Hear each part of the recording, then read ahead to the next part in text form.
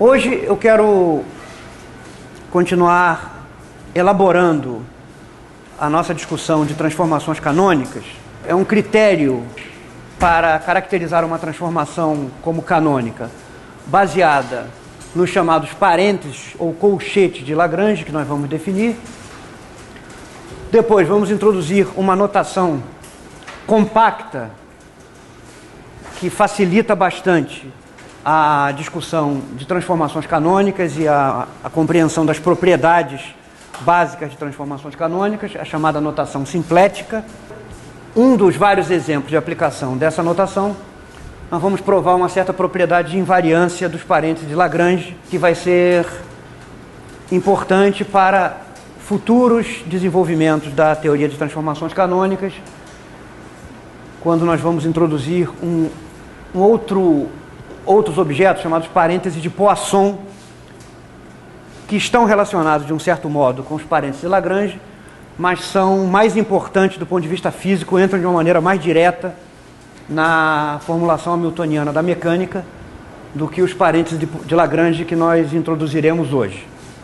Então vamos começar falando sobre canonicidade e parênteses de Lagrange. Uma transformação canônica pode ser definida da seguinte maneira: uma transformação de coordenadas num espaço de fase é canônica se existem duas funções destas variáveis aqui, tais que vale essa igualdade, onde H é hamiltoniana em termos das variáveis canônicas originais. Isto é definição de transformação canônica. Uma transformação é canônica se, somente se, existem essas duas funções de tal maneira que essa igualdade se verifica. Se essa igualdade se verifica, o princípio variacional que gera as equações de Hamilton para as variáveis canônicas originais implica o princípio variacional em termos das variáveis canônicas transformadas e com essa função K maiúsculo desempenhando o papel de hamiltoniana para as variáveis transformadas. Então a validade das equações de Hamilton para as variáveis originais com a hamiltoniana H implica a validade das equações de Hamilton para as variáveis transformadas com a hamiltoniana K. Nós vimos que é possível mostrar que uma transformação é canônica por meio de funções geradoras. Então, por exemplo, se existe uma função geradora do tipo 1, ou por outra, dada uma função f1 dessas variáveis, fica definida uma transformação canônica. E se nós quisermos mostrar que uma transformação é canônica, pelo menos até esse estágio aqui, nós temos que exibir uma função geradora que gere aquela transformação canônica. Mas vocês veem que as funções geradoras sempre envolvem variáveis originais e variáveis transformadas. Então, é preciso resolver algumas dessas equações.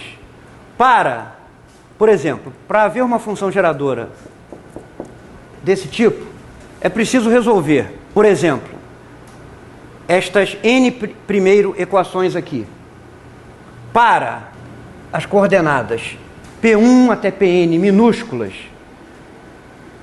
e expressá-las em função de Q minúsculo e Q maiúsculo, depois substituindo aqui, se obtém que os P maiúsculos também podem ser expressos apenas em termos desse conjunto de variáveis aqui. Então é preciso fazer uma inversão dessas equações, ou a resolução dessas equações para algumas dessas coordenadas em termos de outras, e depois tentar fabricar, ou descobrir, ou construir uma função geradora que gere a transformação canônica. Ou seja, é um processo um tanto indireto de verificação se essa transformação aqui é ou não é canônica.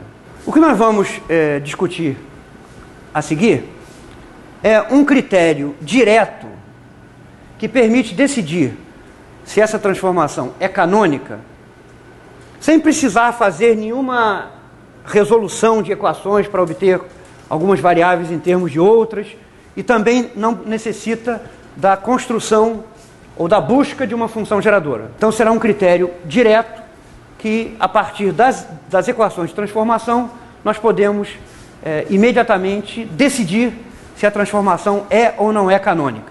Esse critério direto, ele parte da seguinte observação. Olhe para essa equação aqui, né, que define uma transformação canônica.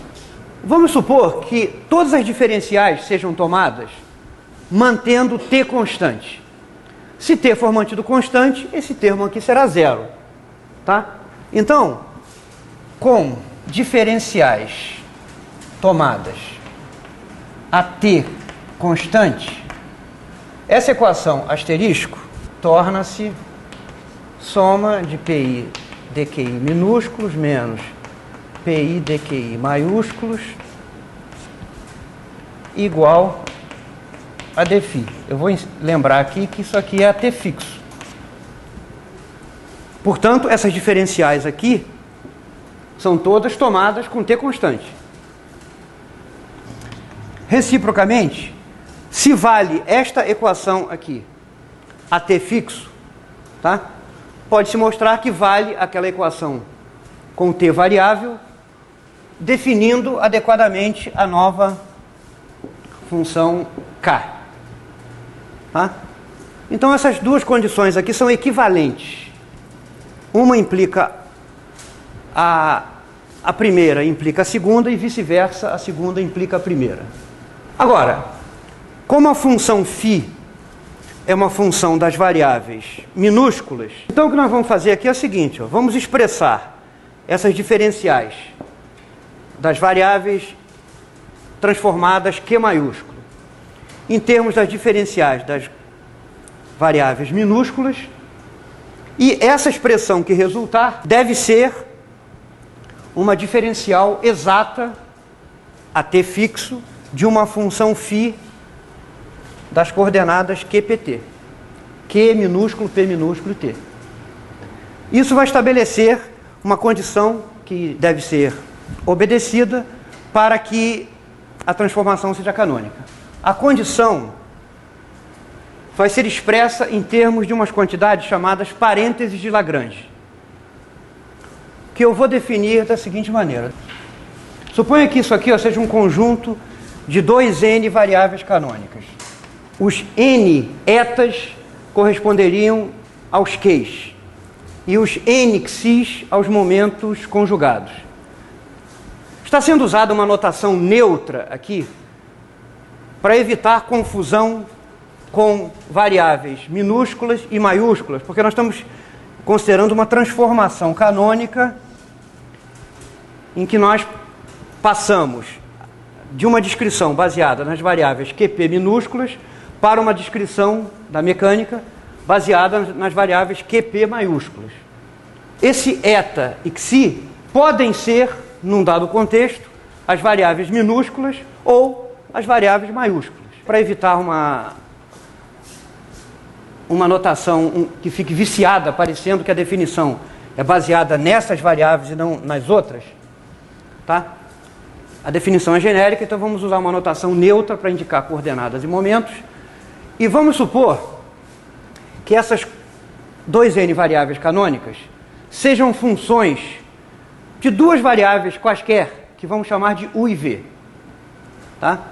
Então, nós temos um conjunto de 2n variáveis canônicas, eta xi, e suponha que os etas e xis dependam de dois parâmetros que vamos denotar por u e v.